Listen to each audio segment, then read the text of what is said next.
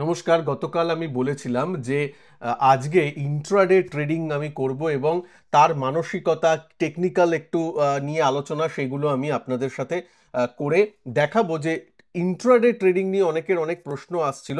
তো আজকে এবং কালকে আমি ইন্ট্রাডে ট্রেডিং করে আপনাদের সামনে দেখাবো এবং সেটা কিন্তু আমি গতকাল আমার ইউটিউবে ডিক্লেয়ার করেছিলাম, সেটাও দেখাবো। তার আগে বলি এখন মার্কেট কিন্তু এই ভিডিওটা যখন আপনারা পাবেন তখন আমি এখানে লিখেও দিয়েছি যে it will be released after market hours.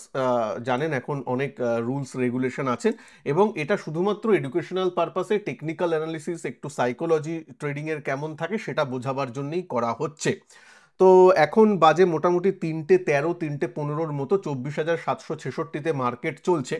1,00,000 টাকার মতো ক্যাপিটাল নিয়ে আমি ট্রেডিং করছি। এবার এটাকে মানে মিনিমাইজ করে দিই। দেখছেন 1,06,000-এর মতো। এবার আমি পজিশনে এসে দেখাবো আজকে কি হয়েছে, তারপর চলে যাব টেকনিক্যাল অ্যানালিসিসে।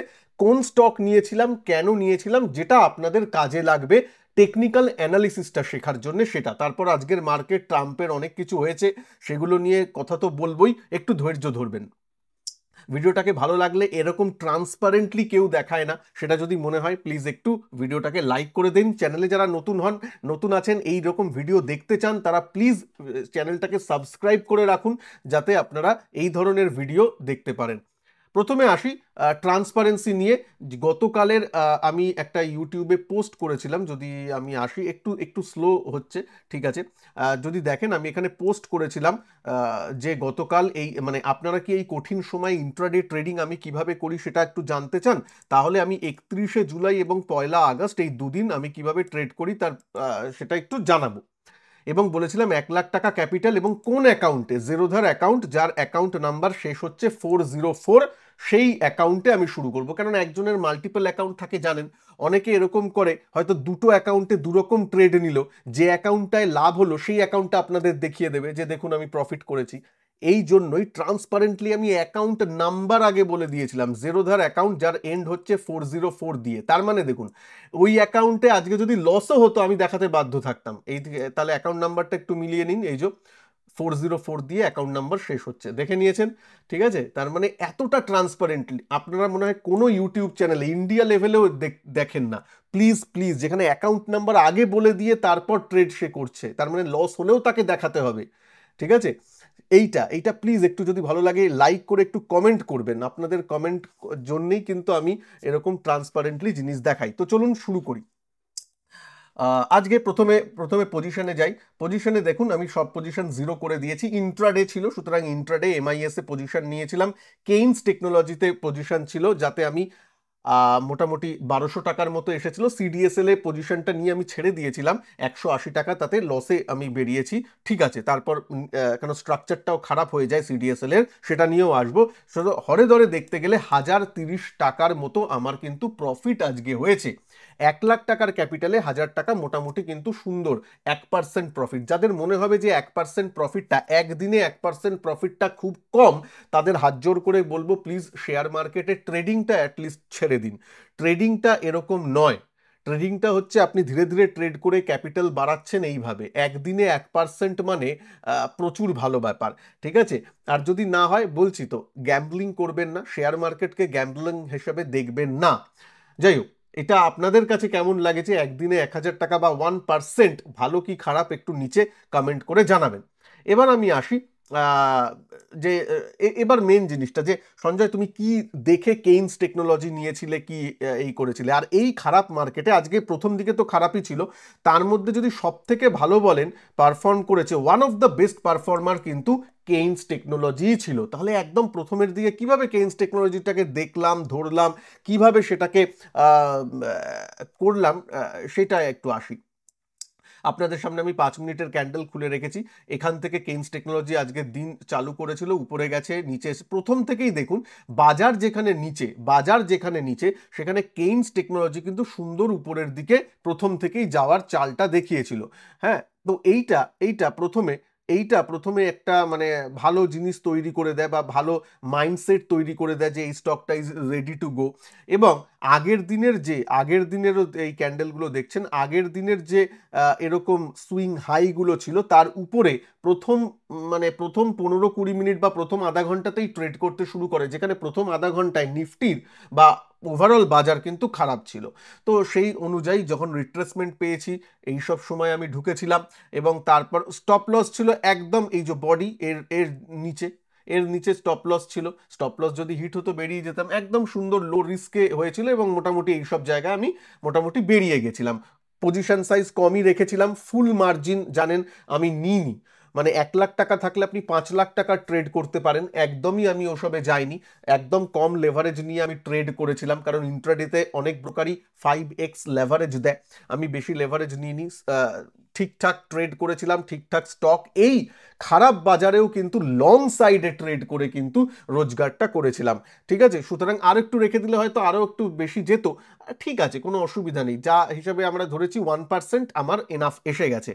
সিডিএসএল যে ট্রেডটা আমি একটু লস নিয়ে বেরিয়েছি, তাও 180 টাকা লস।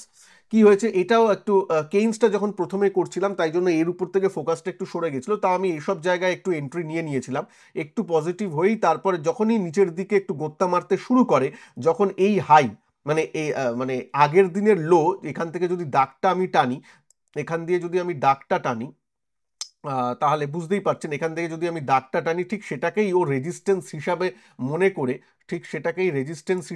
করে, ও এখান থেকে নেমেছে। যেই দেখলাম এরকম প্যাটার্ন শুরু করেছে, উপরের আগের দিনের যে ক্লোজিং তার উপরে যেতে পারছে না, সাথে সাথে আমি কিন্তু ধরে বসে থাকিনি। ওই অনেক সময় হয় ধরে বসে থাকে, ওরকম নয়, বেরিয়ে গেছে। দেখুন ইন্ট্রাডে যারা করে, ইন্ট্রাডে কিন্তু স্কিল লেভেল, যদি আপনি কুইক ইন কুইক আউট করতে না পারেন, কুইক ডিসিশন নিতে না পারেন, তাদের ইন্ট্রাডে ট্রেডিংয়ে আসা উচিত নয়। তারা সুইং ট্রেড করুন, ইনভেস্টমেন্ট করুন, যার যেমন ভালো লাগে। ইন্ট্রাডে ট্রেডটা কিন্তু আপনাকে সিস্টেমের সামনে থাকতে হবে এবং আপনাকে ভালো মাইনিউটলি ইন আউট এবং ডিসিশন নেওয়াটা প্র্যাকটিস করতে হবে। ওই অফিস চলছে, ক্লায়েন্ট মিটিংয়ে যাচ্ছি, তার আগে ইন্ট্রাডে করে নিই, ওইভাবে কাজটা হয় না। ঠিক আছে, আর যারা ইন্ট্রাডে ট্রেডিং আমার কোর্সও চালু হতে চলেছে, জয়েন করতে চান, সেটা এই সেপ্টেম্বর থেকে চালু হবে। এনরোলমেন্ট আমি আগস্ট থেকেই শুরু করে দেব। এই ভিডিওর নিচে ডিসক্রিপশন বক্সে দেখবেন, এবং ফার্স্ট কমেন্টেও আমি পিন করে দেব, যেখানে থাকবে আমার সঞ্জয় টক্স অ্যাপসের লিঙ্ক, যেটা গুগল প্লে স্টোর থেকে আপনারা ডাউনলোড করে নিতে পারেন। ওটা ডাউনলোড করে রাখবেন, ওইখানেই কিন্তু আমি আমার কোর্সটা লঞ্চ করব, সেখানে আপনারা জয়েন করে নিতে পারেন। তো যাই হোক, এই ছিল ব্যাপার, টেকনিক্যালি বোঝালাম সিডিএসএল এবং কেইন্সের আমার ব্যাপারটা, এবং পজিশন অনুযায়ী 1% তো এসেছে, আপনাদের দেখিয়ে দিলাম। লাইভ মার্কেট চলছে 7টা মানে 24,752। একটু স্লো আমার এখানে চলছে, তাই জন্য দামটা একটু ফ্রিজ হচ্ছে, দেখতে পাচ্ছেন আমি নাড়াচ্ছি এই কার্সারটা, একটু পরে যাচ্ছে। আমি যদি এইখানে আসি সিডিএসএল, হ্যাঁ ট্রেডিং ভিউতে কোনো অসুবিধা নেই, ট্রেডিং ভিউটা মোটামুটি চলছে 752, 752, 85। এইটা একটু আমি একবার রিফ্রেশ করি, জেরো দেয় মাঝে মাঝে, এরকম হয়, আমি একবার রিফ্রেশ করলাম। তো যাই হোক, এবার এবার আমি মেন যে জায়গাটায় আসবো বা যে জিনিসটা নিয়ে আসবো, সেটা হচ্ছে প্রথমে ট্রাম্পের কথাটা একটু বলিনি, যার জন্য আজকে এরকম হয়েছে। হ্যাঁ, এবার রিফ্রেশ হয়েছে, এবার দামগুলো চেঞ্জ ফেঞ্জ হচ্ছে, 24,752, 700 এরকম চলছে। ঠিক আছে, প্রথম কথা, ট্রাম্প কি করেছে আগে নিশ্চয়ই আপনারা জানেন। ট্রাম্প ঘোষণা করেছিল, মানে গতকাল টুইটও করেছিল, যে ইন্ডিয়াকে নিয়ে খারাপ কথা লিখেছে, যে ইন্ডিয়া হ্যাঁ খুব বেশি ট্যারিফ নেয় সারা ওয়ার্ল্ডের মধ্যে, তাই জন্য আমরা 1 আগস্ট থেকে 25% এক্সট্রা পেনাল্টি দেব, এবং মানে এক্সট্রা কর বসাবো, এবং কি বলে, আমরা রাশিয়ার সাথে যেহেতু তাদের সম্পর্ক ভালো আছে, তাই জন্য রাশিয়ার জন্যও আমি কিছু পেনাল্টি তাদের উপর লাগাবো, ইন্ডিয়ার উপর লাগাবো, হ্যান ত্যান অনেক কিছু বলেছেন, যেটা খুব একটা ভালো কথা নয়। মানে একটা সভরিন কান্ট্রি সম্বন্ধে তুমি এরকম কথা বলবে। এটা থেকে একটা ভালো দিক হয় যে অন্য দেশগুলো যেমন ওদের কথায় মেনে নিয়ে কাজগুলো করে দিয়েছে, সে অন্যান্য দেশের সাথে, যাদের ইউরোপিয়ান ইউনিয়ন এর সাথেও যেমন ডিল সাইন হয়ে গেছে, তো ইন্ডিয়ার সাথে সেটা করতে পারছে না। মানুষ কাকে গালাগাল দেয়? যে আপনার চোখে চোখ রেখে কথা বলে তাকেই মানুষ গালাগাল দেয়, আর কাউকে না। আপনার থেকে যে দুর্বল তাকে কি আপনি নিয়ে তেমন কিছু বলবেন? তাকে কোনো পাত্তাই দেবেন না, আরে ঠিক আছে একে নিয়ে টুইটও করবো কেন, এ তো আমি যা বলবো তাই করবে। কিন্তু যে দেখবেন আপনার এগেনস্টে দাঁড়াচ্ছে, আপনার মানে কঠোর প্রতিদ্বন্দ্বী, তার এগেনস্টেই আপনি বেশি মন্তব্য করবেন, তাই না? তো এই ব্যাপারটাই হয়। তার মানে ইন্ডিয়া ভালো বার্গেন করছে, ট্রেড নেগোসিয়েশন এখনো হচ্ছে না, ইন্ডিয়া হয়তো নিজেদের বাজারে যা দরকার সেই অনুযায়ী কাজটা করার চেষ্টা করছে, যেটা ট্রাম্প মহাশয়ের ভালো লাগছে না, তো এই জন্য ট্রাম্প এসব ফালতু কথাগুলো বলছে। ঠিক আছে, তাতে কি হয়েছে, আজকের বাজার তার জন্য একটু নেগেটিভ সেন্টিমেন্ট ছিল, 200 পয়েন্ট নিচে কমেছে, নিচে নেমেছিল, তার সত্ত্বেও আজকে এক্সপায়ারি আছে। দেখুন, ট্রাম্পের ওই কথাই যাতে বলেন তার জন্য বাজার ভেঙেছে, মশাই 200 পয়েন্টই তো পড়েছে, 1%ও যায়নি, 1%ও নিফটি মাইনাস হয়নি, তাহলে কি হয়েছে? ঠিক আছে, করে আবার রিকভারি করেছিল, আবার করেছে, এটা তো নর্মাল এক্সপায়ারি, মান্থলি এক্সপায়ারি তো এরকম ভোলাটিলিটি হয়ই। একবার 24,900তেও গেছিল, এখন 24,750-এ বা এইসব জায়গায় আছে, ঠিক আছে। তবে ট্রাম্পের এই বক্তব্যগুলো সেন্টিমেন্টাল আঘাত করে, এইগুলো ব্যাপারটা আছে, তাই জন্য কিন্তু ঠিক আছে। ইন্ডিয়ান মার্কেটে কি হচ্ছে আপনারা তো জানেন যে ডোমেস্টিক প্লেয়াররা বাই করছে, ডোমেস্টিক ডিআইআইরা বাই করছে, এফআইআইরা সেল করছে, সেটাই চলছে, আর কিছু নয়। সবাই ডিলের দিকে তাকিয়ে আছে যে কিরকম হয় না হয়। তবে 1 তারিখে আমার মনে হয় 1 তারিখে ওরকমভাবে আবার করবে না, আবার দেখবেন কোনো একটা বক্তব্য আসবে যে হ্যাঁ আবার কিছুদিন সময় দিচ্ছি, কারণ ওদের ডেলিগেটরাও এখানে আসার কথা আছে। তো এরকম ডেলিগেটদের আসার কথা আছে, তার মধ্যে আলপটকা কথা বলা, সেগুলো কিন্তু মনে হয় না ঠিক। এটা টাইমিংটা লক্ষ্য করুন। আমার যে পার্সোনাল মনে হয় যে গতকাল বা এই সময় মানে পার্লামেন্টের সেশনও চলছে, সেখানে যদি মনে করে দেখেন, কালকে কিন্তু গতকাল আমাদের প্রাইম মিনিস্টার কিন্তু এসে একদম ক্লিয়ারলি বলেছেন, সদনে দাঁড়িয়ে বলেছেন, পার্লামেন্টে দাঁড়িয়ে, যে আমাদের কাছে কোনো রকম ফোন আসেনি, কোনো বাইরের লোকের ফোন আসেনি যার জন্য আমরা সিজফায়ার করেছি। দেখুন, পার্টিকুলার নাম নিয়ে ওরকম ভাবে বলার, বুঝতে পারছে কারোর ফোন আসেনি মানেই তো কি বলতে চাইছেন, এটা বলেছেন। আমি সত্য মিথ্যার কথা যাচ্ছি না, প্রাইম মিনিস্টার যখন বলছেন আমি প্রাইম মিনিস্টারের মুখ থেকে কথাটা শুনছি। এইটা যখন বলেছে, হ্যাঁ, সেটা তো ওই ট্রাম্পের আবার গায়ে লেগে যাবে, ট্রাম্প তো ভাবছে যে আমি নিজে সব করেই দিয়েছি, তো ট্রাম্পের গায়ে লাগবে, ট্রাম্প তারপরেই কিন্তু এরকম টুইট এইসবগুলো কিন্তু দেখতে পারে। যদি আপনি সিকোয়েন্স অফ ইভেন্টগুলো ক্যালকুলেট করেন, দেখেন, তাহলে কিন্তু এই জন্যই হয়েছে, নইলে হঠাৎ করে হ্যাঁ মানে হঠাৎ করে আগস্টের শেষের দিকে মানে দুদিন আগে জাস্ট টুইট করে বলছে আমি আগস্টের 1 তারিখ থেকে মানে 25% বা এরকম ট্যারিফ লাগিয়ে দেবো।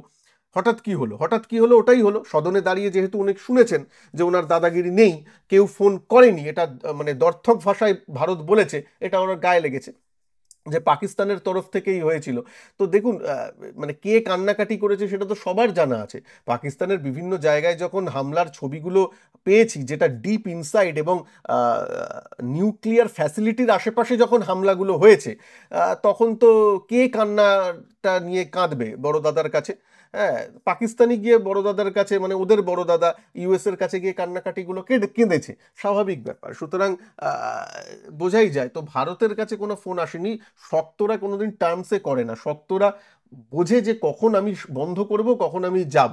হ্যাঁ, এবার যুদ্ধ তো কন্টিনিউয়াস সব সময় হতে পারে না, এবং ওখানে দাঁড়িয়ে বলা হয়েছে যে আমরা আমাদের লক্ষ্য অ্যাচিভ করেছি, এবং তার জন্য যাই বলেছে ওই নিয়ে আর কথায় আসছি না। কিন্তু আমি বলছি ট্রাম্পের টাইমিংটা একবার লক্ষ্য করুন, ঠিক ওর পরেই কিন্তু এই টুইটগুলো আসে, এবং যার জন্য আজকে এই দেখায়। তো ঠিক আছে, ট্রাম্প ট্রাম্পের মতো করুক, ভারত ভারতের মতো করবে, একটা জায়গায় তো দাঁড়িয়ে ঠিক আছে না, একটা নেগোসিয়েশনের হবে। আর রাশিয়া নিয়ে বেশি বলছে যে ইন্ডিয়া রাশিয়ার জন্য করে বলে পেনাল্টি লাগায়, এদিকে সুরসুর করে সব থেকে রাশিয়ার বেশি যে তেল নেয় চায়না, তাদেরকে কিন্তু কিছু বলতেও পারছে না।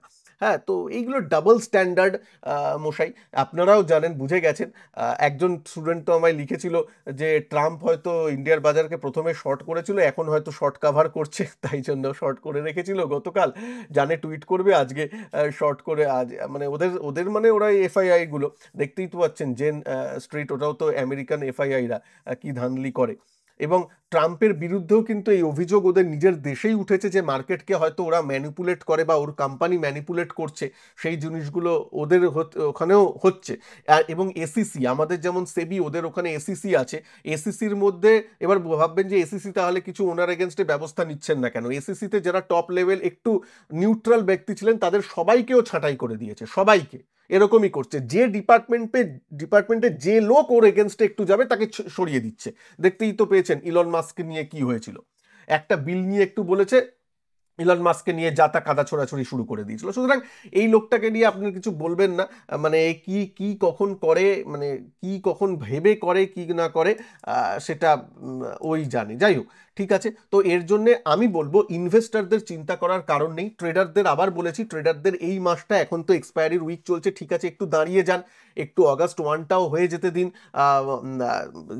কীরকম পার্সপেক্টিভ থাকে একটু দেখে নিন, তারপর সুইং ট্রেডিংগুলোতে আসবেন, একটু মার্কেটটা দাঁড়িয়ে যাক তারপর। না হলে টুকটাক যাদের স্কিল আছে ইন্ট্রাডে করছেন, এই করছেন, ঠিক আছে। ইনভেস্টরদের এখনো চিন্তার কারণ নেই। যদি যারা ওই 25,000 যখন 500-তে চলছিল তখন ভাবছিলেন যে র্যালি মিস হয়ে গেছে, তারা এখন একটু একটু করে ইনভেস্ট শুরু করুন, শুরু করুন। যারা মিস একদমই করে গেছেন শুরু করুন। মানে একদিনে পুরো 100% লাগিয়ে দেবেন না, 40%, 30% ইনভেস্ট করুন, হাতে একটু টাকা রাখুন, যদি একটু নিচে আসে আবার একটু ইনভেস্ট করবেন, এইভাবে রাখবেন ব্যাপারটা, তাহলেই হবে। যাই হোক, এই উপস্থাপনাটা কেমন লাগলো বলবেন। আমি ইন্ডিয়ান মার্কেট নিয়ে এখনো ঠিক আছি, কিন্তু অ্যাপ্রোচটা আমাদের ক্লিয়ার রাখতে হবে। ট্রেডাররা একরকম অ্যাপ্রোচ নেবে, তার মধ্যেও ইন্ট্রাডে এবং সুইং ট্রেডাররা একরকম অ্যাপ্রোচ করবে, অপশন ট্রেডাররা একরকম অ্যাপ্রোচে রাখবে, ইনভেস্টররা একরকম অ্যাপ্রোচে রাখবে। যদি এই অ্যাপ্রোচের মধ্যে গন্ডগোল করেন তাহলে হবে না, এই জিনিসটা আপনাকে ক্লিয়ার কাট রাখতে হবে, ঠিক আছে। অপশন ট্রেডাররা তো ঠিকই রোজগার করতে পারবেন, অনেক সময় অনেক বিয়ারিশ স্প্রেড করে অনেক কিছু করা যায়, সাইডওয়েজ স্প্রেড রেখে করা যায়, সেগুলো করতে পারছেন। আর ইন্ট্রাডেতেও ঠিক আছে। সুইং ট্রেডিং থেকে আমি পার্সোনালি একটু বিরত আছি, একটু মার্কেটটা দাঁড়িয়ে গেলে করব, ঠিক আছে। আশা করি এই উপস্থাপনাটা ভালো লাগলো। কালকেও আমি এরকম ইন্ট্রাডে নিয়ে আলোচনা করব। এই সিরিজটা যদি ভালো লাগে, আরও এরকম সিরিজ দেখতে চান, কি দেখতে চান, একটু নিচে কমেন্ট বক্সে জানাবেন। ট্রান্সপারেন্সিটা ভালো লাগলে ভিডিওটাকে লাইক করবেন। ভালো থাকবেন সবাই, নমস্কার, জয় হিন্দ, বন্দে মাতরম।